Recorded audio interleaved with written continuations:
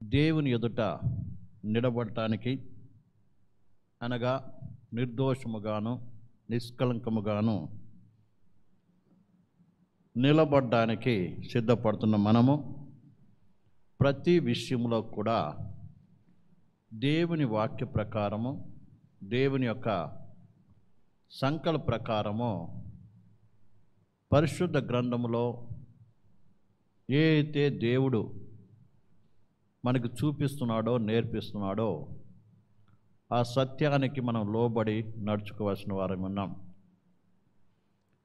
అందులో అన్యజనులుగా ఉండి రక్షణ పొందినటువంటి మనము అటు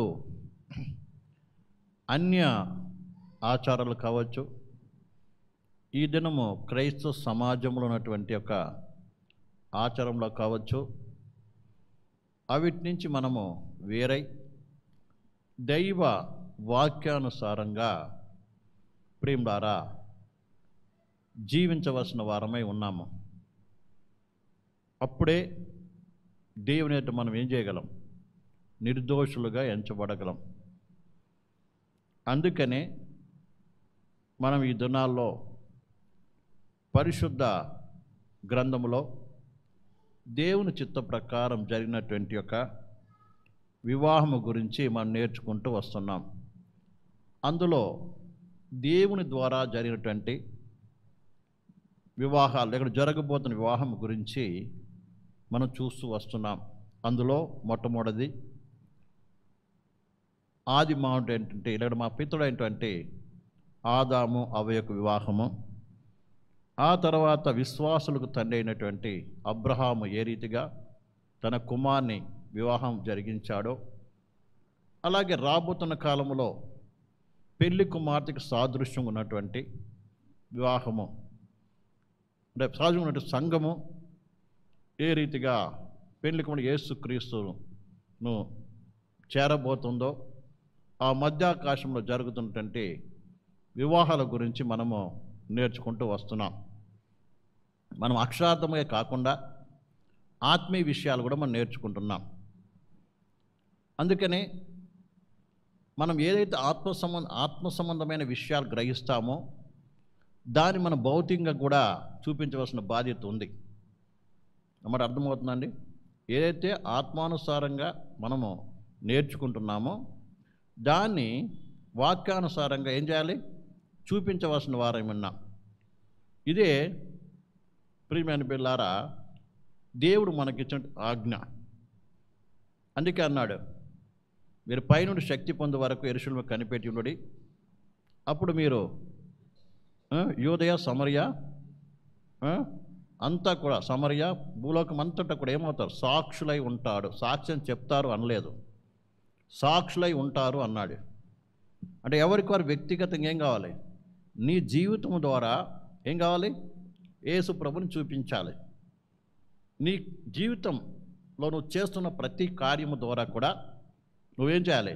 ప్రభువును చూపించాలి. నిన్న చేసుకున్నాం, ఏం చేసినా ప్రభు మహిమ కొరకు చెయ్యాలి అని. ప్రభు మహిమ చేయడం అంటే ప్రభు ప్రత్యక్షపరచబడి ప్రభువుకు మహిమ రావాలి, మనం కాదండి. అర్థమవుతుందా? అందుకే అపోస్తలుడైన పౌలు ఒక చక్కటి మాట అంటున్నాడు, జీవిస్తున్నది నేను కాదు, నా యందు క్రీస్తే జీవిస్తున్నాడు అన్నాడు. అంటే అర్థమైనది, నా ద్వారా క్రీస్తు కనబడుతుంది, నేను కనబడట్లేదు.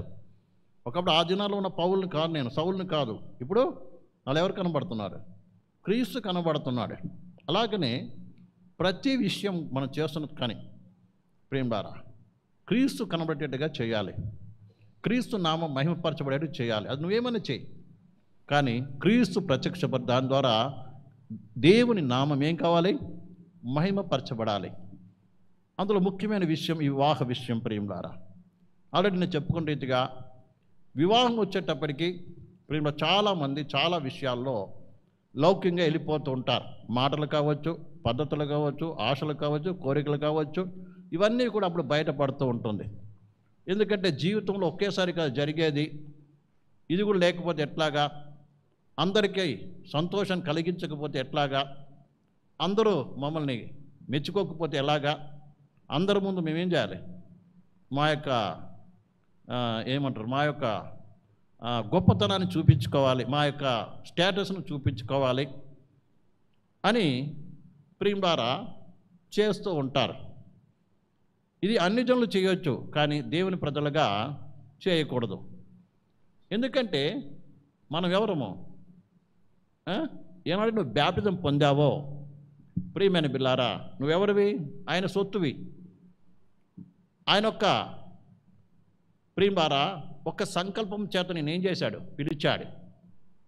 అర్థమవుతుందండి? సంకల్పంతో పిలిచాడు, నిన్ను ఏర్పాటు చేసుకుని తన సొత్తుగా చేసి తన ఇంటివాడిగా చేసుకున్నాడు. నువ్వు ఒక శరీరంలో ఒక అవయవానివి, క్రీస్తు సంఘంలో ఒక అవయవానివి. ఆ సంగతి మర్చిపోకూడదు. అందుకని ప్రతి విశ్వాసి కూడా ఏ చేసినా ఏం చేయాలి? నా ద్వారా మహిమపరచబడాలి.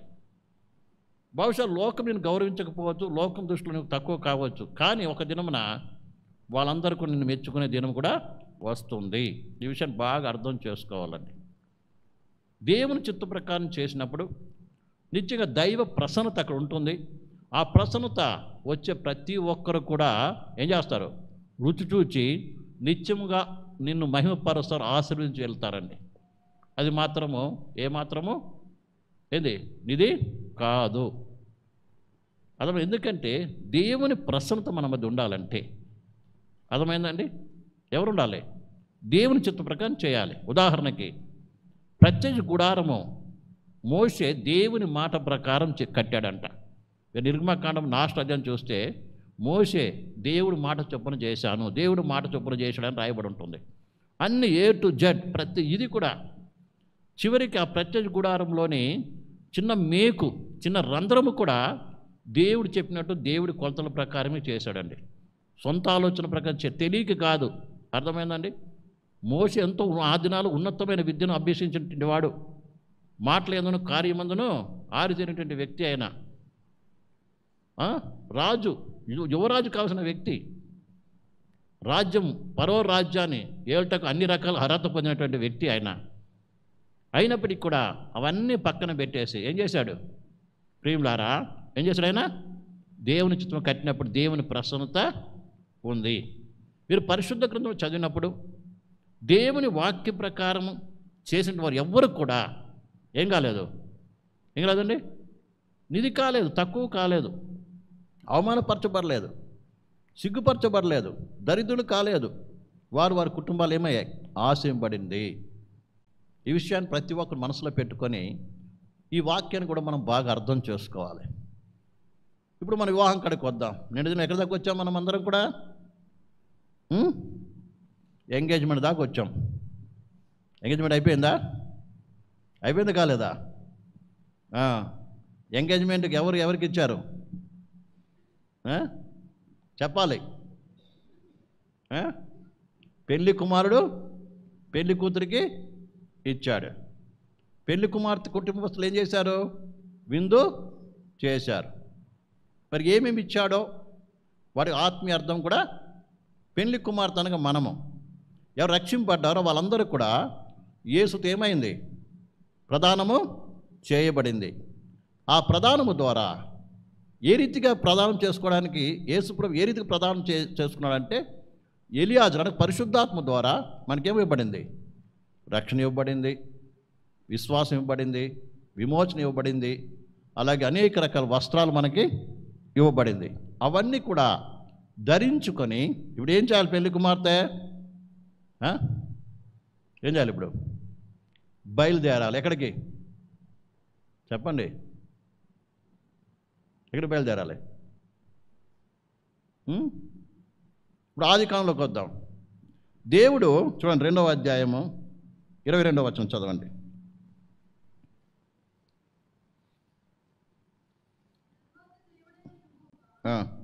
తాను ఆదాము నుండి తీసిన ప్రక్కటెముకను స్త్రీనిగా నిర్మించి ఆమెను ఆదాము వద్దకు తీసుకొని వచ్చెను.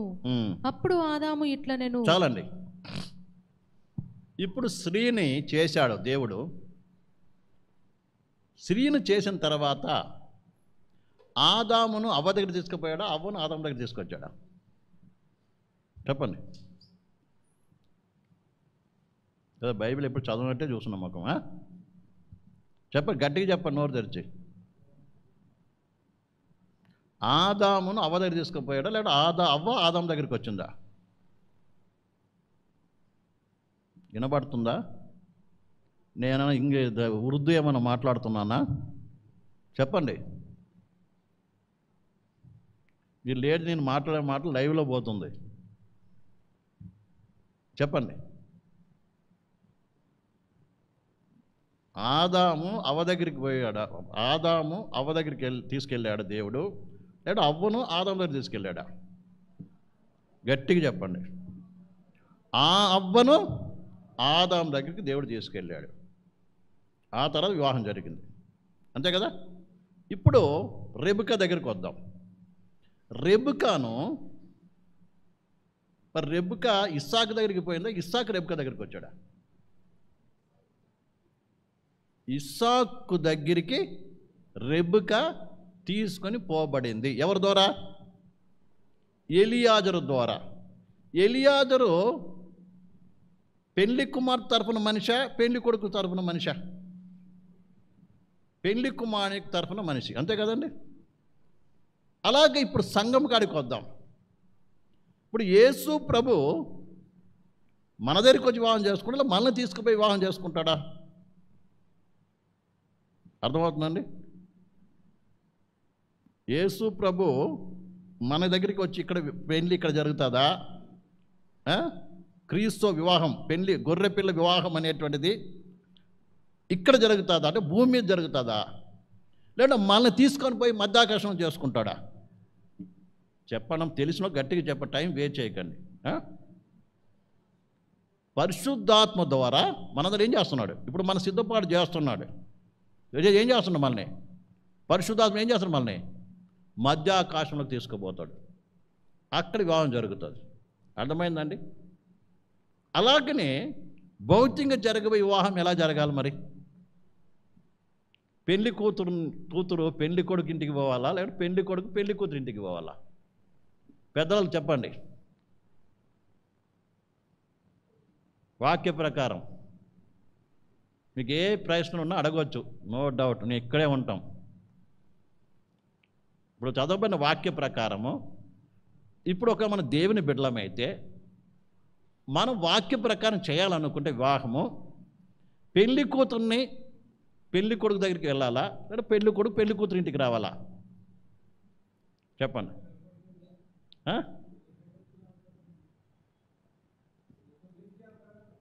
ఆంధ్ర సిస్టమ్ బాగుంది, మన తెలంగాణ సిస్టమ్ కాదు, లేదా తమిళ సిస్టమ్ అంతకన్నా కాదు. ఆంధ్ర సిస్టమ్ చాలా బాగుంటుంది. అర్థమవుతుందండి? ఆంధ్రాలో మొత్తం ఏదవుతుంది, పెళ్లి కొడుకు ఇంట్లోనే జరుగుతుంది వివాహం. నిజంగా నన్ను అడిగితే అన్యులు కూడా, నేను క్రైస్తవులు కూడా అంటే అన్యులు కూడా ఏం చేస్తారు? ఇంటికి వచ్చి అమ్మాయిని తీసుకొని, పెళ్లి కొడుకు వాళ్ళు ఏం చేస్తారు? అమ్మాయిని తీసుకొని ఇంటికి, ఇక వాళ్ళు చేసుకుంటారు ఇక పెళ్ళి. ఎవరు? పెళ్లి కొడుకు. తెలుసా మీకు? అర్థమైందండి? మరి వాక్యం తెలియజేస్తున్నారు దేవుడు, మరి వాళ్ళు తెలుసుకో మనకేం తెలియదు. సరే, విషయం తర్వాత కదా. ఇప్పుడు మనం చెప్తాం మన సంగతి.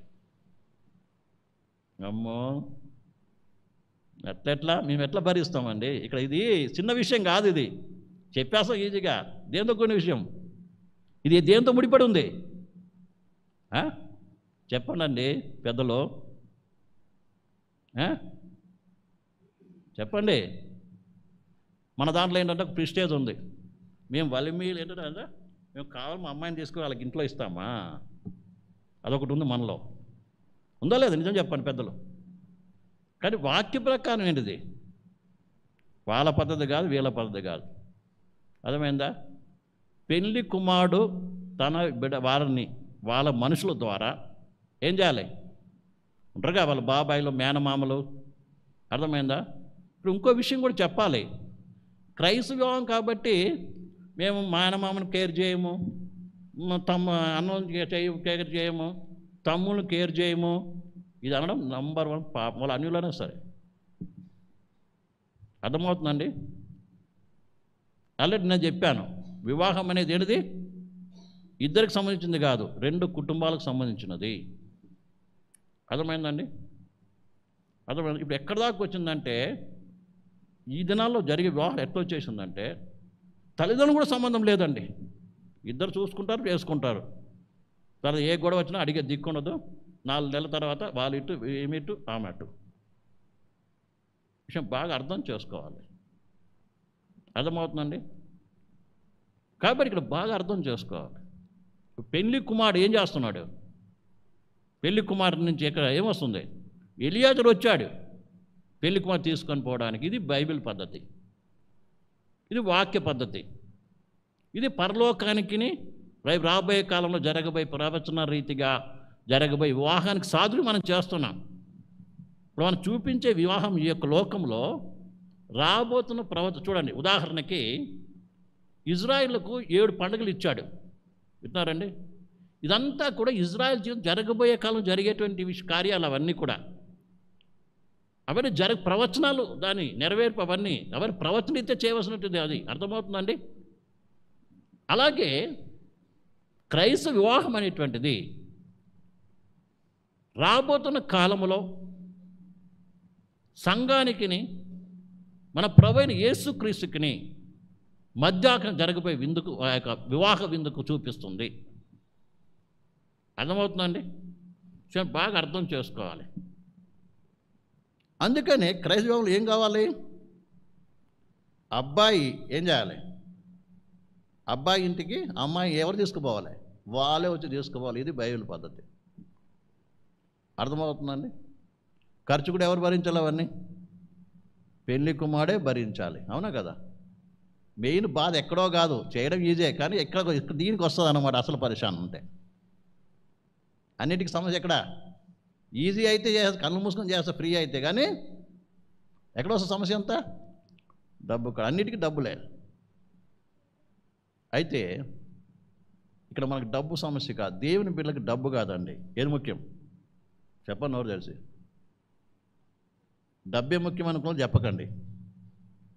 వాక్యమే ముఖ్యము, దైవ చిత్తం ముఖ్యము అన్నటువంటి వారు చెప్పండి జవాబు. అర్థమైందండి? ఏంటి? దైవ వాక్యాన్ని అనుసరించడమే గొప్పది. ఇది వాక్యంలో చెప్తున్నాను, తర్వాత మీ ఇష్టం. ఇది వాక్యం ఉన్న విషయం. ప్రియమైన పిల్లారా, పెండ్లి కుమారుడు ఏం చేస్తున్నాడు? కానీ పెండ్లి కుమారుడు తండ్రి కావచ్చు కదా, అబ్రాహాముకి అది పంపించాది ఎలియాజర్ని ఇసుకని పోయినట్టుగానే అన్నాడు. ఆదాము దగ్గరికి అవ్వను దేవుడు తీసుకొచ్చినట్టుగాను. అర్థమవుతుందండి? ఇప్పుడు మనకు కూడా సంఘాన్ని దేవుడు ఏం చేస్తున్నాడు? తన పరిశుద్ధాత్మ ద్వారా ఏం చేస్తున్నాడు? ఎక్కడ తీసుకుపోతున్నాడు? ఎలియాజరు రెబ్కాను తీసుకుపోయిన రీతిగా మనం ఎక్కడ తీసుకుపోతాడు? మధ్య ఆకాశం తీసుకుపోతాడు. ఇస్సాకు పెళ్లి కూడా జరిగింది అబ్రాహాం ఇంట్లో కూడా కాదు. ఆ సమయానికి ఇస్సాకు ఎక్కడున్నాడు? సపరేట్ ఒక స్థలంలో ఉన్నట్టుగా చూస్తున్నాం. అంతే కదండి? చదవండి 24వ అధ్యాయంలో, ఆదికాండం 24లో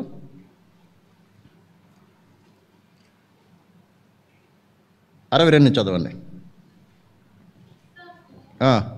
లహాయిరోయి మార్గమున వచ్చి దక్షిణ దేశమందు కాపురం ఉండెను. సాయంకాలమున ఇస్సాకు ఎక్కడున్నాడండి? అబ్రాహాం దగ్గర ఈ సపరేట్ ఎక్కడ ఒక స్థలంలో ఉన్నాడు. అక్కడికి ఏం చేశాడు? ఇస్సాకు ఏం చేశాడు? క్షమించాలి ఎవరైనా, ఎలియాజరు ఏం చేశాడు? అతన్ని తీసుకొని పోయినాడో చూస్తున్నాం. అలాగనే ప్రియమైన సహోదరి సహోదరులారా, దేవుని సంఘమైన మనల్ని పరిశుద్ధాత్మ దేవుడు ఎక్కడ తీసుకుపోతాడు? మధ్యాకాశం తీసుకు, పరలోకంలో కాదు, మధ్యాకాశములో. అర్థమైందండి? ఎక్కడండి? మధ్యాకాశములో. కాబట్టి మనం చూద్దాం ప్రియులారా,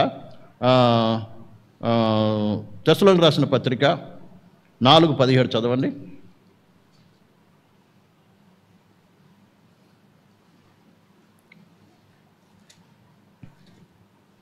మనకు తెలిసిన వచనమే. మొదటి తెస్సలోనికి రాసిన పత్రిక 4వ అధ్యాయము. ఆ మీదట సజీవులమై నిలిచియుండు మనము వారితో కూడా ఏకముగా ప్రభువుని ఎదుర్కొనుటకు ఆకాశ మండలమునకు మేఘముల మీద కొనిపోబడుదుము. ఆకాశ మండలం మీద మేఘముల మీద కొనిపోబడుదుము. కాగా మనము సదాకాలము ప్రభువుతో కూడా ఉందుము, ఆయనతో కూడా ఉందుము. ఎక్కడ కొనిపోతాం? ఆకాశ మండలమునకు కొనిపోదుము. ఆకాశ మండలం కొనిపోదుము.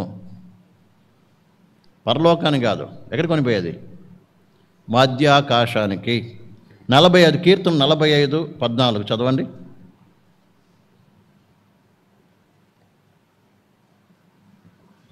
కీర్తన 45. విచిత్రమైన పనిగల వస్త్రములను ధరించుకొని రాజునొద్దకు ఆమె తీసుకొని రాబడుచున్నది. ఆమెను వెంబడించు ఆమె చెలికత్తెలైన కన్యకలు నీ యొద్దకు తీసుకొని రాబడుచున్నారు. చాలా ఎక్కడ తీసుకుని రాబడుతున్నారట? రాజు దగ్గరికి ఏమవుతున్నారు? తీసుకొని రాబడుతున్నారు అని ఇక్కడ వాక్యం మనము చూస్తున్నాం ప్రియమైన బిల్లారా. తర్వాత ఇక్కడ చదువుదాం ప్రియమైన బిల్లారా. ప్రకటన గ్రంథము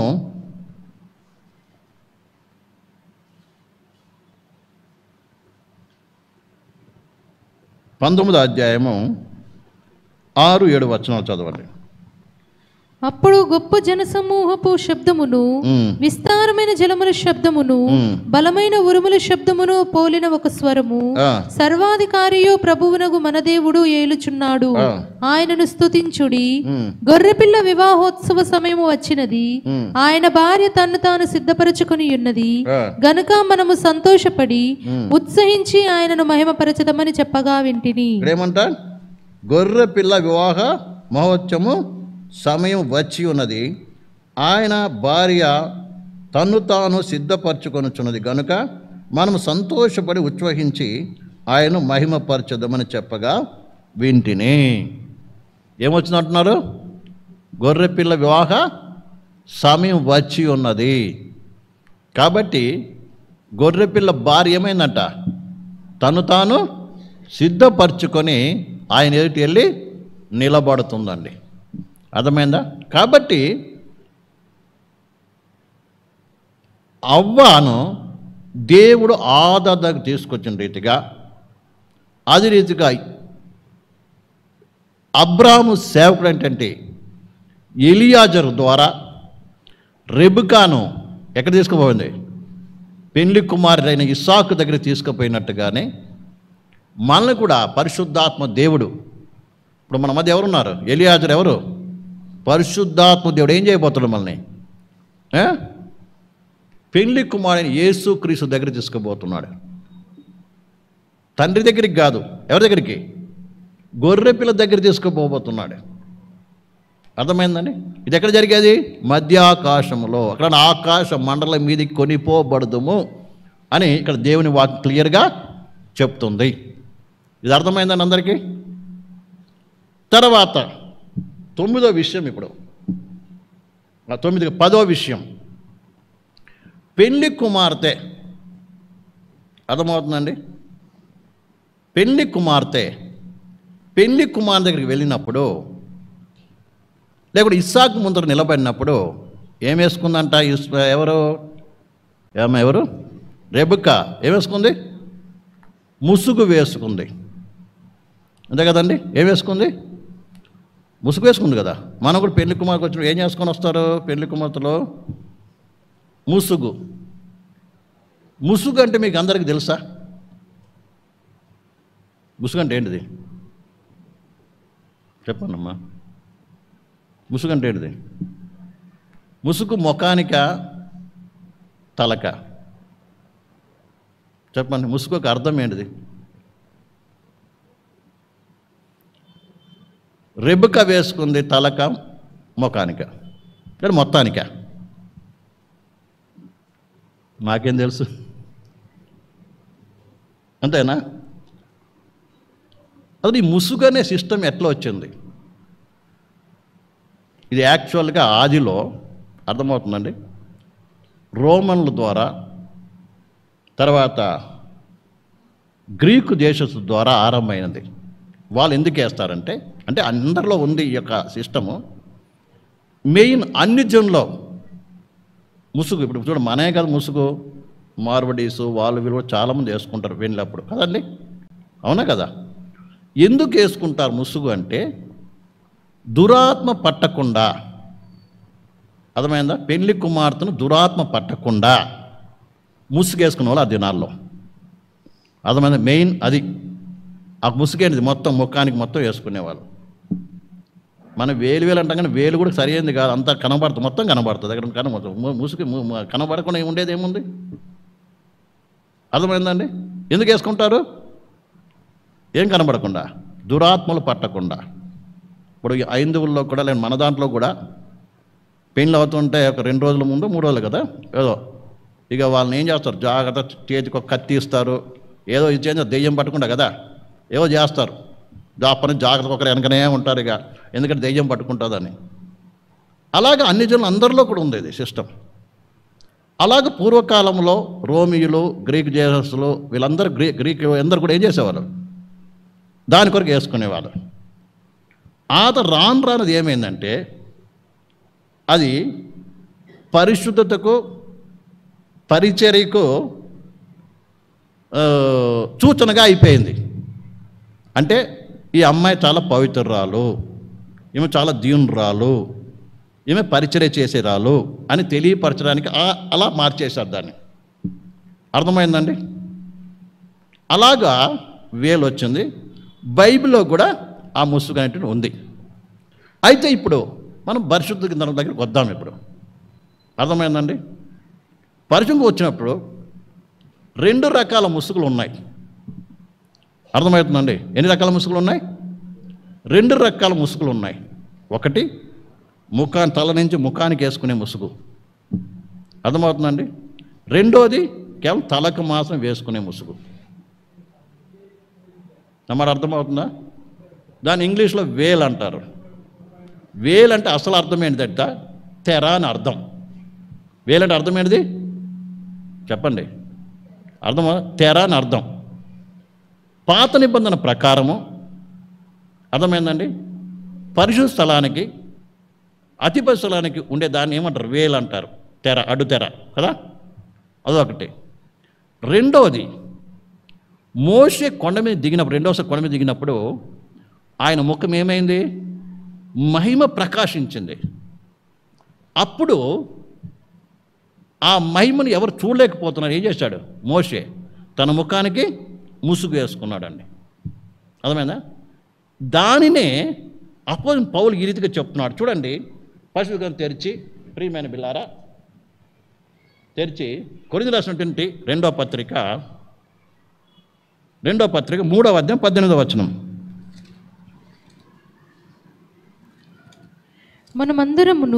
మనమందరము ముసుగులేని ముఖముతో ప్రభువు యొక్క మహిమను అద్దము వలె ప్రతిఫలింపజేయుచు మహిమ నుండి అధిక మహిమను పొందుచు ప్రభువుకు ఆత్మచేత ఆ పోలికగానే మార్చబడుచున్నాము. అలాగే 12వ వచనం కూడా చదవమ్మా. తగ్గిపోవచ్చున్న మహిమ యొక్క అంతమును ఇశ్రాయేలీయులు తేరి చూడకుండునట్లు మోషే తన ముఖము మీద ముసుగు వేసుకొనెను. మేమట్లు చేయక ఇట్టి నిరీక్షణ గల వారమై బహుధైర్యముగా మాట్లాడుచున్నాము. 15వ వచనం చదవమ్మా. నేటి వరకును మోషే గ్రంథము వారు చదువునప్పుడెల్లా ముసుగు వారి హృదయముల మీదనున్నది, కానీ వారి హృదయము ప్రభువు వైపునకు ఎప్పుడు తిరుగును అప్పుడు ముసుగు తీసివేయబడును. చాలండి. ఇక్కడ మోషే ముసుగు గురించి చెప్తున్నాడండి పౌలు. అయితే పాత నిబంధన కాలంలో ధర్మశాస్త్రములో క్రీస్తు గురించి చెప్పబడినటువంటి విషయాలు మరుగు చేయబడింది.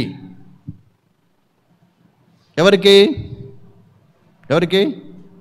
పాత నిబంధన పరిశుద్ధులకి, ఇజ్రాయేలుకి. ఇప్పటికీ కూడా ఆయన లిటరల్గా అక్షరార్థము ముసుగు వేసుకున్నప్పటికీ ఎవరైతే ధర్మశాస్త్రం నమ్ముతూ ధర్మశాస్త్రాన్ని మాత్రం పాటిస్తున్నారో వారు చదువుతున్నప్పుడల్లా కూడా ధర్మశాస్త్రముని క్రీస్తును అంటే క్రీస్తు ఏ రీతిగా నెరవేర్చాడో ధర్మశాస్త్రం అన్న విషయాన్ని గ్రహించుకున్నట్లు ఆ ముసుగు ఎవరి మీద అయిందా? వాళ్ళ హృదయంలో ఉందంట. అయితే ఎప్పుడైతే ఆ వ్యక్తులు ఎవరైతే యేసుకు నమ్మకం ఉన్నారో వారందరి మీదకి ఏమో ముసుగుంది. కానీ ఆ వ్యక్తులు ఎప్పుడైతే ప్రభువైన యేసుకు విశ్వాసం ఉంచుతారో అప్పుడు ఆ ముసుగు అనేది తీసివేయబడింది. అర్థమైందండి? తీసివేయబడింది. అలాగే అన్ని జనం మనకు కూడా యేసుప్రభువుతో విశ్వసించేంత కాలము కూడా మన మీద కూడా ఏముంది? ముసుగు ఉంది. అర్థమవుతుందండి? ఎప్పుడైతే ప్రభుని యేసుని విశ్వాసం ఉంచావో అది నువ్వేం చేయబడింది? ముసుగు తీయబడింది. ఎక్కడ ఏ ముసుగు తీయబడింది చెప్పండి? ఏ ముసుగు తీయబడింది? ముఖానికి ఉన్న ముసుగు తీయబడింది. అర్థమవుతుంది? కింద చదవండి 18. మనమందరమును ముసుగు లేని ముఖముతో ప్రభు యొక్క మహిమను అద్దము వలె ప్రతిఫలింపచేయుచు మహిమ నుండి అధిక మహిమను పొందుతూ ప్రభువగు ఆత్మ చేత ఆ పోలికగానే మార్చబడుచున్నాము. అర్థమైందండి? ఇప్పుడు ప్రభువును మనం ఎలా చూడబోతున్నాం? ముసుగుతోనా, ముసుగు లేకుండా? చెప్పండి, గట్టిగా చెప్పండి అమ్మా. ఏ ముసుగు లేకుండా? ముఖానికి ముసుగు లేకుండా. అర్థమైందండి? మనం అనొచ్చు రెబుకా వేసుకుంది కదండి ముసుగు, మరి మనం వేసుకున్న తప్పే ఏంటి? రెబుకా ఎప్పటి ఆమె పాత నిబంధన సంబంధమైనది. అర్థమైందండి? అర్థమవుతుందా? ఇంకొకటి కూడా అర్థం ఉంది. ముసుగు అనేటువంటిది వేరే అర్థం కూడా తర్వాతకి వస్తా దానికి. అయితే ప్రియమైన బిల్లారా, ఎప్పుడైతే నువ్వు ప్రభువైన యేసుక్రీస్తు విశ్వాసం ఉంచావో ఆ దినమున నీ యొక్క ముఖం మీద ఉన్న ముసుగు తీయబడింది. ఇప్పుడు ఆల్రెడీ చూసాం. వివాహం ఏం చూపిస్తుంది? పెళ్లి కూతురు పెళ్లి కుమారుని ముందు నిలబడబోతుంది. చూడండి, కావాలంటే మీరు ఇందాక చదువుకున్నాం కదా, ఏది కీర్తన గ్రంథం 45వ అధ్యాయంలో చదవబడిన మాట చదవండి ఒకసారి మళ్ళీ.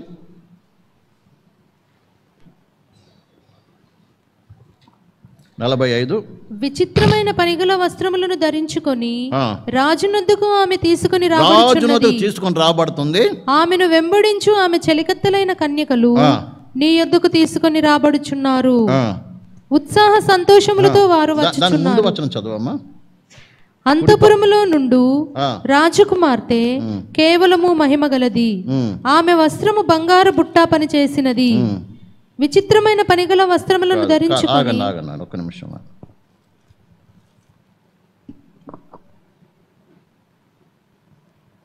9వ వచనం. నీ దయనొందిన స్త్రీలలో రాజుల కుమార్తెలున్నారు. రాణి ఓఫీరు అపరంజితో అలంకరించుకొని నీ కుడి పార్శ్వమున నిలుచుచున్నది. దేని గురించి చెప్పబడుతుంది?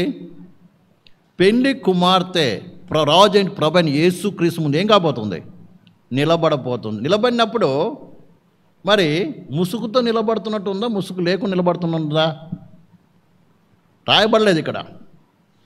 ఎందుకంటే పెళ్లి కుమార్తె ముసుగు ఏనాడు నువ్వు ప్రభుని యేసుని విశ్వసించావో ఆ దినమే ముసుగు అనేది ఏమైంది? తీసివేయబడిందండి. ఇప్పుడు మనం ఏం చేయబోతున్నాం? ముసుగు లేని ముఖముతో ప్రభువును చూడబోతున్నాం. మరి అర్థమవుతుంది. కాబట్టి 13వ అధ్యాయం 12వ వచనం చదవండి. 1 కొరింథీ 13:12. 13:12 కూడా చదవండి. 1 కొరింథీ 13:12. ఇప్పుడు అద్దములో చూచినట్టు సూచనగా చూచుచున్నాము, అప్పుడు ముఖాముఖిగా చూతుము. ఎప్పుడు ముఖాముఖిగా చూస్తాము? ముసుగు అక్కడ పోయిన తర్వాత తీస్తాడా, ఇక్కడ తీయబడిందా? మనకి ఆలోచిస్తున్నారా? దేవుడు ఇక్కడే తీసేశాడు మన ముసుగు. అక్కడ పోయిన తర్వాత తీస్తూ చేయబడుతుందా? మరి మనం పాటించేది కరెక్టేనా వాక్యానుసారంగా? ఆలోచించండి, కరెక్టేనా కదా? అవునంటే అవునని చెప్పండి, కాదంటే కాదని చెప్పండి. ఆలోచించండి. మీరు ప్రశ్న అడగడానికి పూర్తి హక్కులు ఉన్నాయి. అర్థమైందండి? బాగా మనం అర్థం చేసుకోవాలి. ఇప్పుడు మనం వాడి ముసుగు కూడా ఇది బైబిల్లో వచ్చిన ముసుగు కాదు అనుకుంటున్నారేమో. ఇది ఎక్కడో బయట దేశం సంబంధించినటువంటిది. అది కూడా ఎన్నో మార్పులు వచ్చాయి. నేను చరిత్ర కూడా తీసి చదివిన. ఏ కాలంలో అంటే 90వ శతాబ్దంలో ఏముంది, ఆ 10 సంవత్సరం తర్వాత ఎలా ఉంది ఆ ముసుగు, తర్వాత 10 సంవత్సరం తర్వాత ఎలా ఉంది, అలా డిజైన్ మరి ఇప్పుడు ఇక్కడ కాడికి వచ్చింది. అది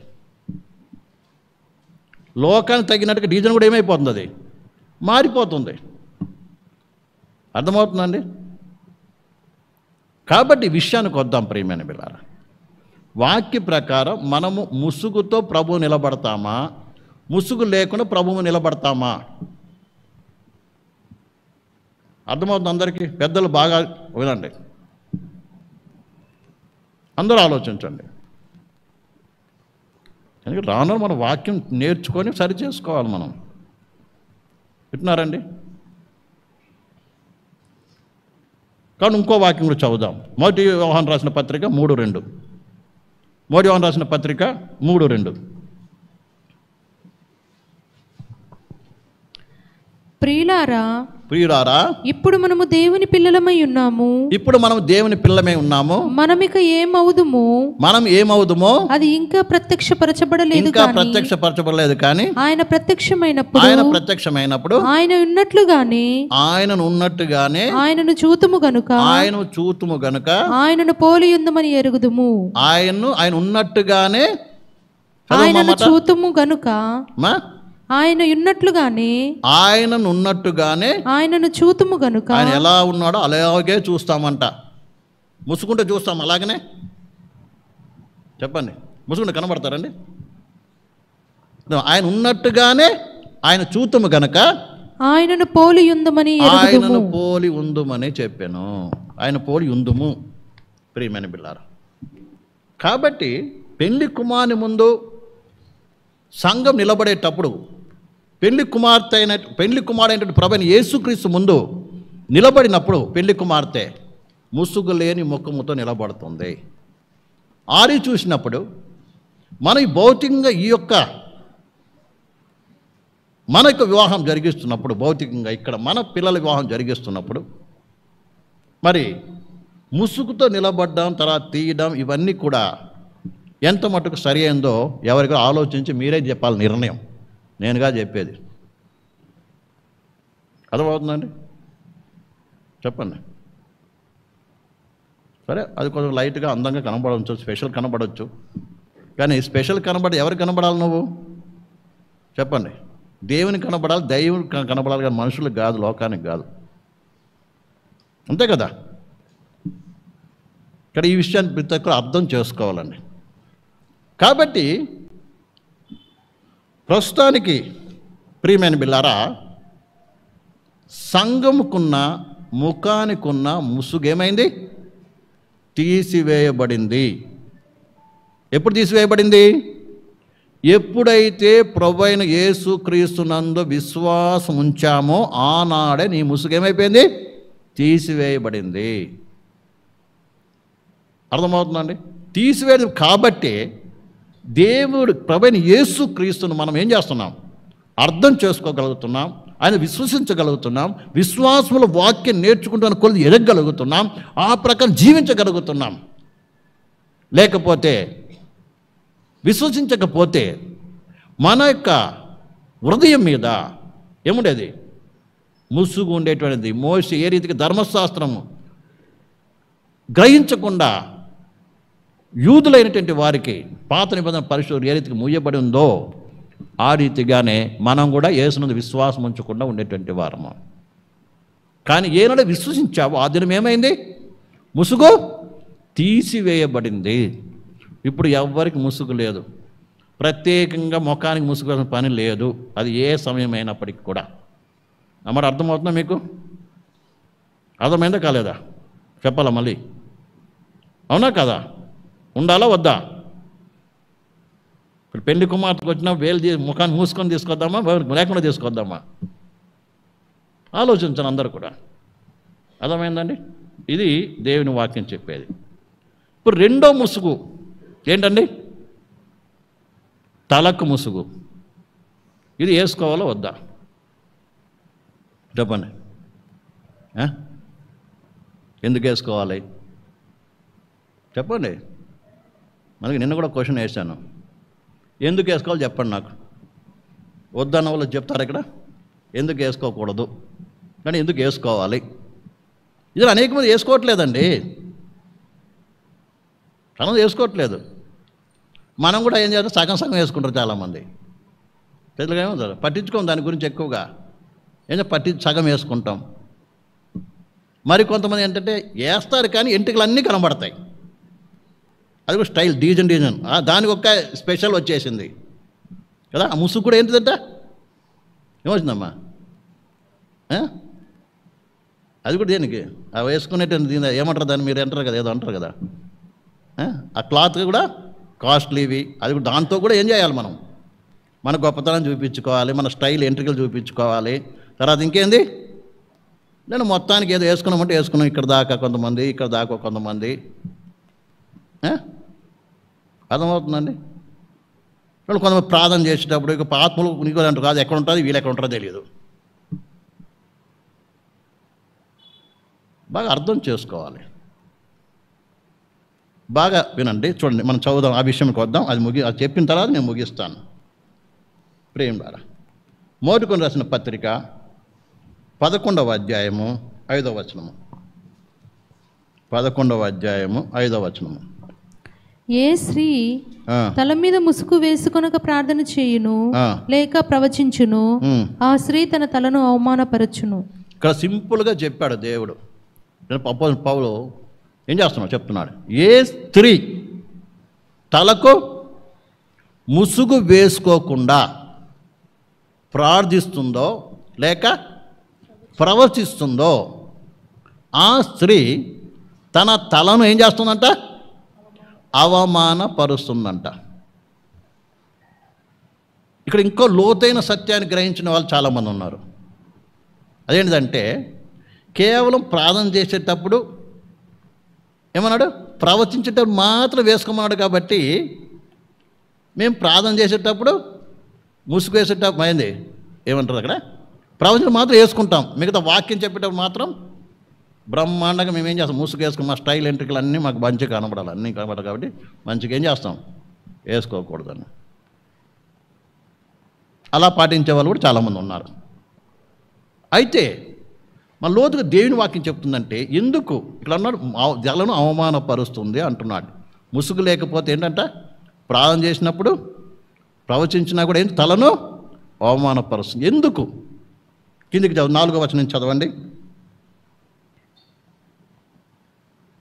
4వ వచనం చదవనమ్మా, 3 నుంచి చదవండి. ప్రతి పురుషునికి శిరస్సు క్రీస్తనియు, ప్రతి పురుషునికి శిరస్సు క్రీస్తనియు, స్త్రీకి శిరస్సు పురుషుడనియు, స్త్రీకి శిరస్సు పురుషుడనియు, క్రీస్తునకు శిరస్సు దేవుడనియు మీరు తెలుసుకొనవలెనని కోరుచున్నాను. చాలండి. తర్వాత కింద 7వ వచనం చదవండి.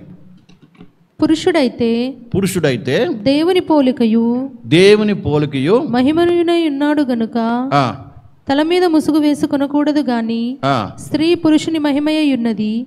ఏలయనగా స్త్రీ పురుషుని నుండి కలిగినే గాని పురుషుడు స్త్రీ నుండి కలగలేదు. ఇక్కడ చెప్తున్నాడు ఎందుకు ముసుగు వేసుకొనకూడదు అని. ఇక్కడ ముగ్గురిని చెప్తున్నాడు. ఒకటి దేవుడు, తర్వాత పురుషుడు, స్త్రీ.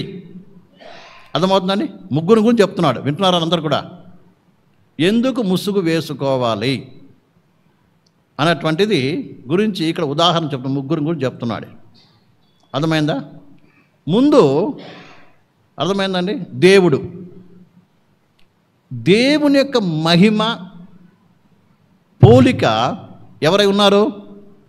పురుషుడై ఉన్నాడంట. అర్థమవుతుందండి? తర్వాత పురుషుని యొక్క మహిమ ఎవరు? స్త్రీ అయి ఉంది. అర్థమవుతుందండి? ఇప్పుడు దేవుడే సకల మహిమకు అన్నిటికీ పాత్రుడండి అన్నమాట. అర్థమైందా? అన్నిటికీ యోగ్యుడెవరు? దేవుడు. ఉదాహరణ నేను పురుషుడు అనుకుందాం. ఇప్పుడు నేను ఏమై ఉన్నాను? దేవుని పోలిక, దేవుని యొక్క మహిమై ఉన్నాను. నా ద్వారా ఎవరు కనబడాలి? దేవుడు కనబడాలి, దేవుడు మహిమపరచబడాలి, దేవుని మహిమ లోకంలో ప్రచురపరచబడాలి. అర్థమవుతుందండి? నేనెవరిని? నా యొక్క మహిమ ఎవరు? ఉదాహరణకి స్త్రీ, నా భార్య అనుకుందాం. అర్థమైందండి? నేనెవరిని? మనిషిని. నా మహిమ, నాకు మనిషి యొక్క మహిమ, మనిషి గొప్పతనము ఏమీ చూపించిన అవసరము లేదు అని అర్థం. అందుకని స్త్రీ ఏం చేయాలి? ఎందుకంటే నా యొక్క మహిమ స్త్రీ ఎవరు? స్త్రీ, లేకుండా నా భార్య. అలా అంటే మనిషి యొక్క మహిమ ఈ లోకంలో చూపించే కొరకు కాదు. నా మాట అర్థమవుతుందండి? అర్థమైంది కాలేదా? దేవుడు తన యొక్క మహిమగా, తన పోలిక, తన మహిమగా ఎవరు సృష్టించాడు? మనిషిని సృష్టించాడు. కాబట్టి నేనేం చేయాలి? పురుషుడిగా దేవుని యొక్క మహిమను ఏం చేయాలి? ఈ లోకంలో కనుపరచాలి, ప్రత్యక్షపరచాలి. అందుకని ముసుగు వేసుకోవడానికి వీలు లేదు. ఆ మహిమ కనబడకుండానే మోషే ఏం చేశాడు? వేసుకుని మొత్తం కప్పేసుకున్నాడు. అర్థమవుతుందండి? అయితే నా భార్య లేదా స్త్రీ ఏం చేయకూడదు? మనిషి యొక్క మహిమను ఈ లోకంలో చూపించకూడదు.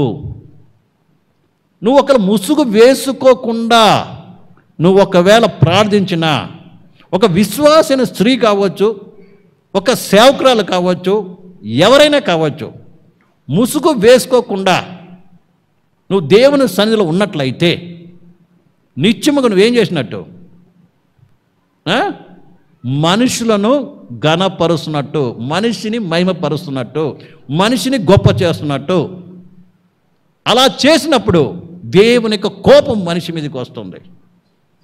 అందుకే దేవుడు ఒక చక్కటి మాట అన్నాడు కదండి, నాకు చెందవలసిన మహిమను మన ఎవరికి పోనిచ్చివాడు కాదు అన్నాడు. ఎప్పుడైతే దేవునికి చెందవలసిన మహిమను ప్రియులారా మనుషుడు పొందాలని చూస్తాడో, తన పేరు కావచ్చు, తన యొక్క అందం కావచ్చు, తన సౌందర్యం కావచ్చు, ఏదైనా కావచ్చు, తన గొప్పతనం చూపించుకోవాలని చూస్తాడో, అప్పుడు దేవుని కోపం, దేవుని ఉగ్రత అనేది వస్తుంది. అందుకని దాన్ని ఏం చేయకూడదు? చూపిన వీలేదు. దానికి సాదృశ్యముగానే స్త్రీ అనేది ఏం చేయాలి? తలకు ముసుగు వేసుకోవాలి. అంటే వెంట్రులు కనబడకుండా వేసుకోవాలి. ముఖానికి కొంతమంది మొత్తం మూసేసుకుంటారు చర్చికి వచ్చిన తర్వాత. లోపల నిద్రపోతున్నారో తెలియదు, ఏం చేస్తున్నారో తెలియదు కొంతమంది. అర్థమవుతుందండి? అది కాదు. ఎక్కడికి వెళ్ళాలి? ఒకవేళ ఇష్టం లేకపోతే ఒకటే మాట అన్నాడు. ఏమన్నాడు పాపన్ బాలు? ఏం చేయాలి? కటింగ్ చేసుకోండి. ఇప్పుడైతే లేటెస్ట్ కటింగ్లో వచ్చిందిగా, అలాంటి చేసుకోండి లేకుంటే. అర్థమైందండి?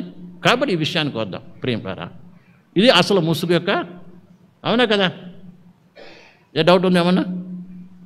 అది చదివాం. ఈ మొత్తం 11 నుంచి మనము 16 వరకు చదివినట్లయితే ఇదే విషయం మనకు రాయబడింది. కరెక్ట్గా చెప్తున్నాం అన్ని విషయాలు. అర్థమవుతుందా? కాబట్టి అందుకని ఏముండాలి? తల మీద ఏముండాలి? ముసుగు ఉండాలి అని దేవుని వాక్యము హెచ్చరిక చేస్తున్నట్టు మనం చూస్తున్నాం. తర్వాత అది ప్రియులారా. కాబట్టి ఈ విషయం మనందరం కూడా బాగా అర్థం చేస్తాం. 11:5 కూడా చదవండి. 11:5 చదివారా ఇప్పుడు? మరొకసారి చదవండి. ఏ స్త్రీ తల మీద ముసుగు వేసుకొనక ప్రార్థన చేయును లేక ప్రవచించును, ఆ స్త్రీ తన తలను అవమానపరచును. అర్థమైందండి? అందుకనే దేవుని సన్నిధికి వచ్చేటప్పుడు ఏం చేయాలి? కంపల్సరీ ముసుగు ధరించాలి. అలాగే ముసుగు పడిపోకుండా చూసుకోవాలి. అందుకే పరిశుద్ధులు చెప్తారు, అవసరమైతే పిన్నులు పెట్టుకోండి, లేకుంటే కట్టుకోండి గట్టిగా. అర్థమవుతుందండి? నువ్వు ఆత్మ ఆనందించేటప్పుడు కూడా జాగ్రత్తగా ఉండాలి. ఎందుకంటే దేవుని సన్నిధిలో ఉన్నావు, దేవునికి మహిమకు రావాలి నువ్వు. అర్థమైందండి? ఎందుకంటే ఆత్మలు ఆనందించడం మాత్రాన నిన్ను మర్చిపోయే పరిస్థితి లేదు. ఎందుకంటే వాక్యం చెప్తుంది, ప్రవక్తల ఆత్మలు ప్రవక్తల స్వాధీనం ఉన్నాయని. అందుకే నీ మట్టుకు నువ్వు జాగ్రత్తగా ఉండాలి. ఆత్మ ఆనందిస్తున్నప్పుడు కానీ, చప్పట్లు కొడుతున్నప్పుడు కానీ, ఆరాధన చేస్తున్నప్పుడు కానీ ఏం కావాలి? ఫుల్ నీ శరీరం కవరింగ్లో ఉండాలి, ముఖం కాదు. ఇది ఈ వాక్యం ఉన్నటువంటి విషయం. అందుకనే ప్రియులారా ఏముంటుంది?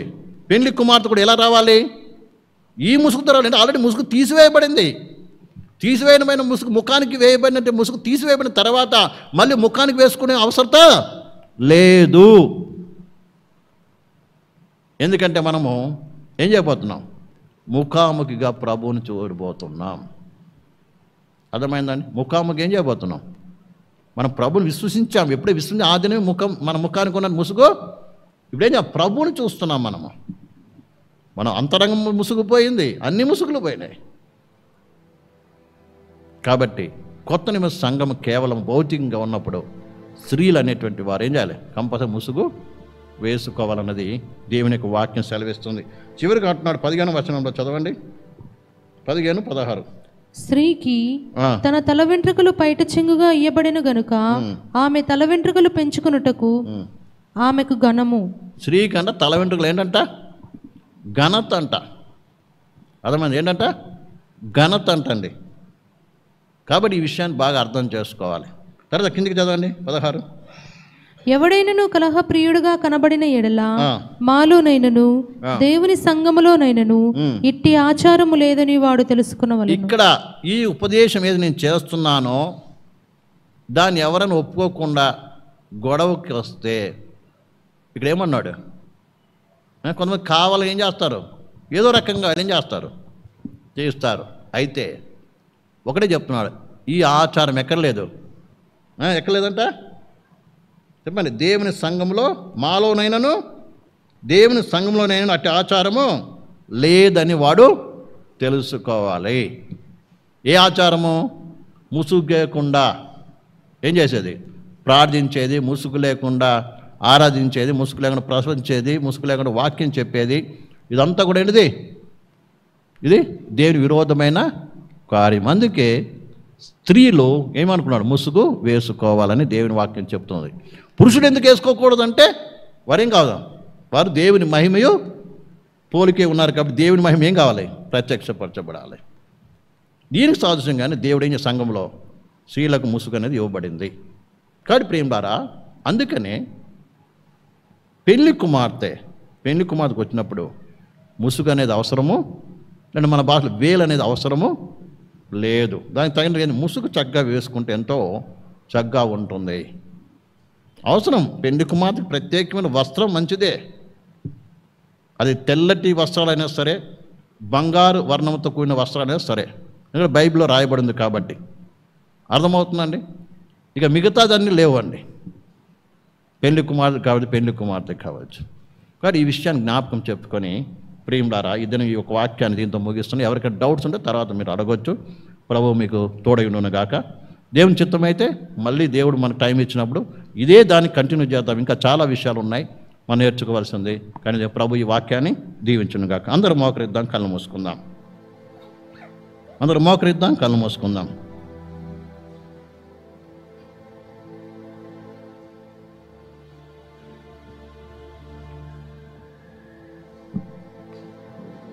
అందరూ మోకరిద్దాం, కళ్ళు మూసుకుందాం.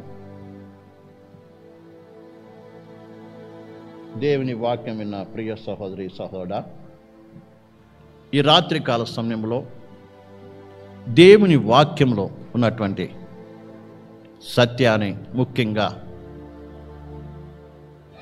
వివాహ విషయాల్లో ఉన్నటువంటి అన్ని ఆచారాలను గురించి మనం నేర్చుకుంటూ వస్తున్నాం. అవును, దేవుడు మనకి స్పష్టంగా తన వాక్యంలో మనకు రాసి ఇచ్చాడు. పరిశుద్ధతలో పరిపూర్ణ అవ్వాలని ఆశపడుతున్న మనము దేవుని వాక్యానుసారంగా మన జీవితాన్ని, మన సంఘాన్ని, మన కుటుంబాన్ని కట్టుకోవాలని ఆశపడుతున్న మన జీవితంలో ప్రియమైన బిడ్డలారా, ఈ పద్ధతిలో మనము ముందుకు సాగవలసిన వారం విన్నాం. ఆయన రాకడ పర్యంతము కూడా, మన ఎదురు నిలబడవంతము కూడా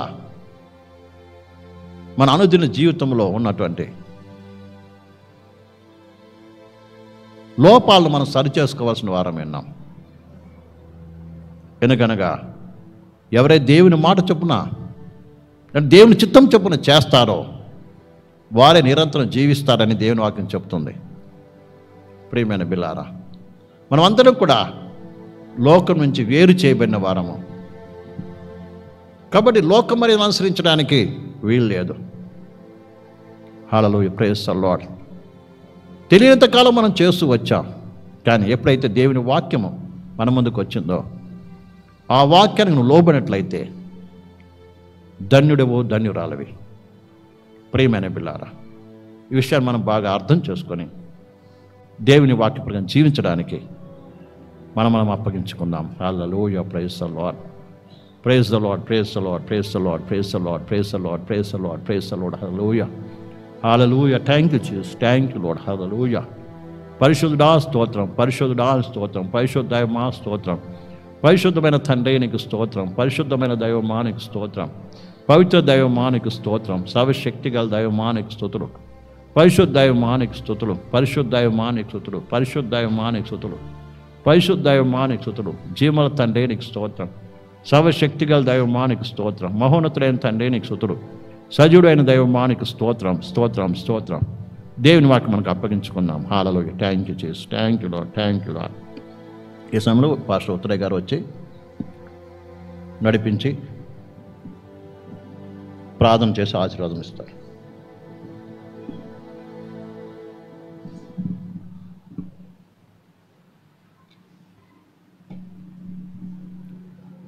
praise the thank you master. అందరము కూడా ముందుకు కొనసాగటానికి సమర్పించుకుందాము. మన జీవితంలో రానున్న దినాల్లో ప్రభు రాకడ ఆలస్యమైతే కుమార్తెలు కుమారుల యొక్క వివాహము, ఆ వివాహములో పరిశుద్ధమైనటువంటి యొక్క నియమములో వాక్యానుసారంగా అపోస్తుల ఉపదేశ ప్రకారంగా ప్రతిదీ చక్కగా చేయటానికి ఆరంభించబడిన ఈ ఉపదేశము సంపూర్ణముగా ఇంకా వినాలని, ఆ ప్రకారంగా మన కుమారులను కుమార్తెలను నడిపించి వివాహములో కూడా అన్యత్వం ఉండకుండా ఆత్మ సంబంధమైన యొక్క కార్యం ఉండునట్లు మనమందరము కూడా సమర్పించుకుందాం. ఓ థ్యాంక్ యూ ద ఫాదర్. ప్రభువా, అవును నాయన, పేరుకు మాత్రమే పరిశుద్ధ వివాహం అని జరుపుతూ లోకాన్ని అన్యత్వపు యొక్క ఆచారాన్ని లోనికి తీసుకుని వచ్చి నడుస్తూ ప్రభువా, రానున్న నీ రాకడలో ముసుగు లేకుండా నీ ముఖమును చూచే యొక్క ఉపదేశం ఉండగా నాయన, లోకము యొక్క ఆచార ప్రకారముగా మేము ముసుగు వేసుకున్న వారముగా మరి సంఘములో వివాహములో మేము జరుపుచుండగా నాయన, అపోస్తుల ఉపదేశ ప్రకారము నాయన, మరి కొరింథీ రాసిన పత్రికలో ఉన్న ఆ వాక్య ప్రకారంగా ముసుగు లేని వారముగా నేను ఎదుర్కొనుటకు మరి మా జీవితంలో నిరీక్షణ కలిగిన మేము ఈ వివాహములో కూడా దాని ఛాయగా చూపించున్నట్లు ప్రభు ఒక్కొక్కరిలో ప్రభువా మీరు క్రియ జరిగించి ఉపదేశానికి విధేయత కలుగునట్లు మాలో క్రియ జరిగించమని అందరూ కూడా చేతులు పైకెత్తుదాం. ఓ థ్యాంక్ యూ ఫాదర్.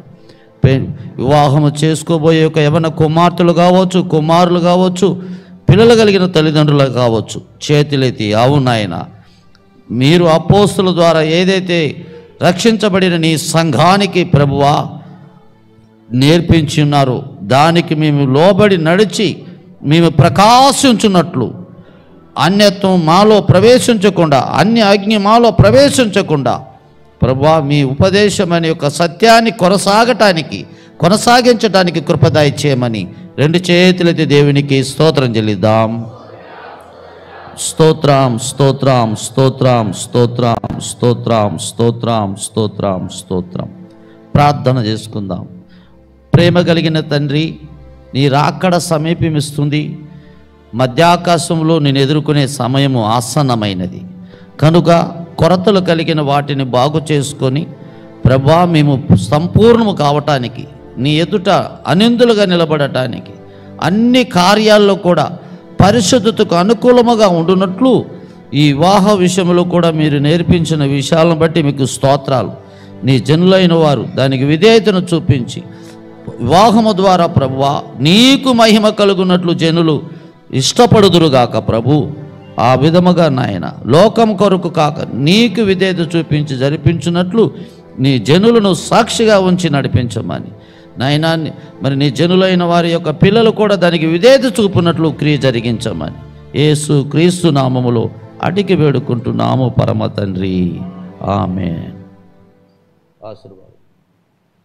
ఆశీర్వాదం తీసుకుందాం.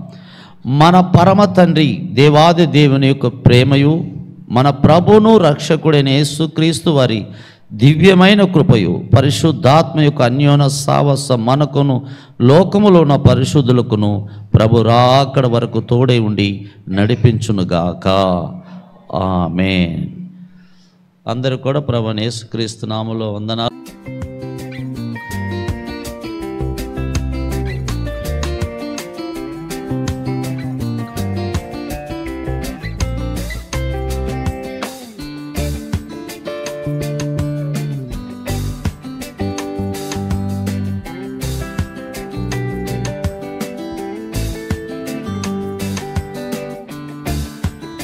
ఆమేన్.